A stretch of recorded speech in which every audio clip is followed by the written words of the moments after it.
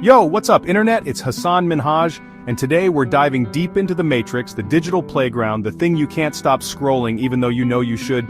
Meta. Yeah, Facebook's all grown up now, got a new haircut, changed its name, trying to act all different. But don't be fooled, fam. We're talking about the same company, the same guy calling the shots.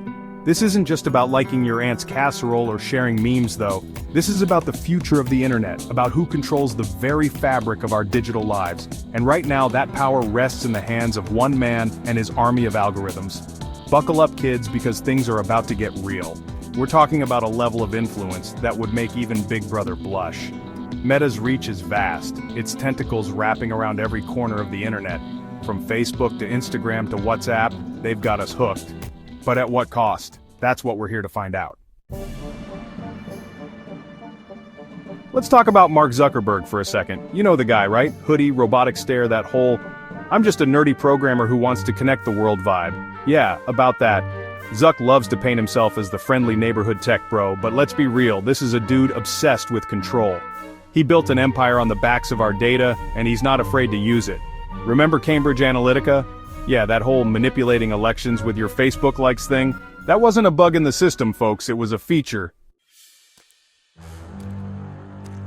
Here's the thing about Meta, they know more about you than your own mother.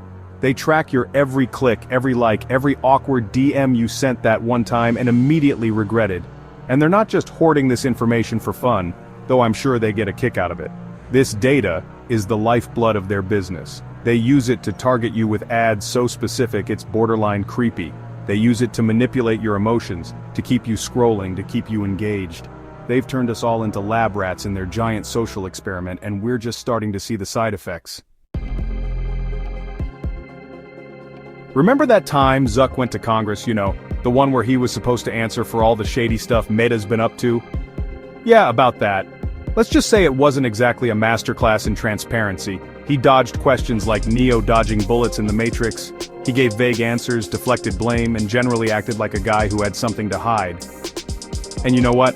He probably did.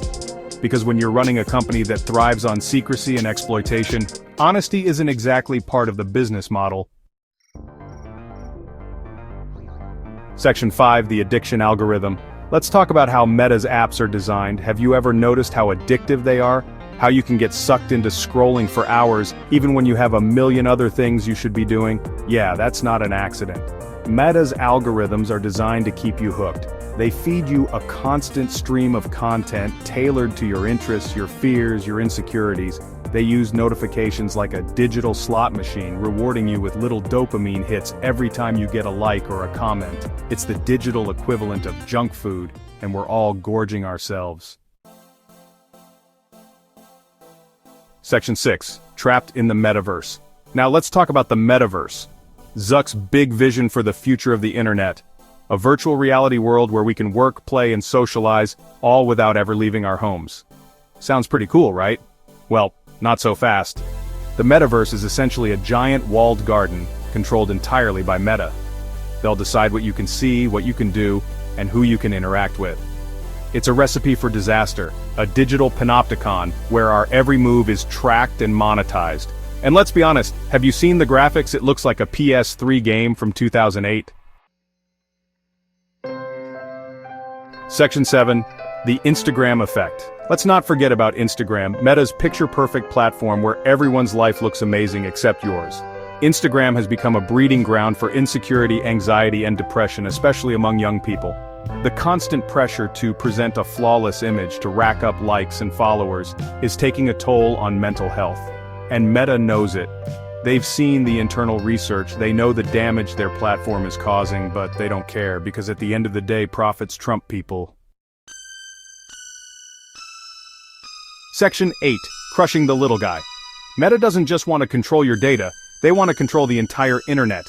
They've been accused of stifling competition, buying out rivals, and copying features from smaller apps.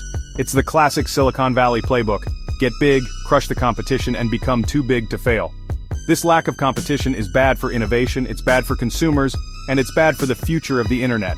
We need a more diverse digital landscape, one where power isn't concentrated in the hands of a few tech giants.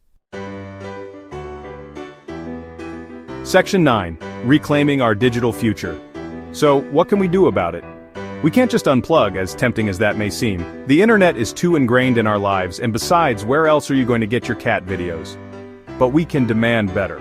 We can demand more transparency, more accountability, and more respect for our privacy. We need to support legislation that protects our data and holds tech companies accountable. We need to be more mindful of how we use social media and the impact it's having on our mental health. And most importantly, we need to start imagining a different kind of internet, one that's built on connection, not control. The future of the internet is up for grabs, and it's time we take back control. Peace out.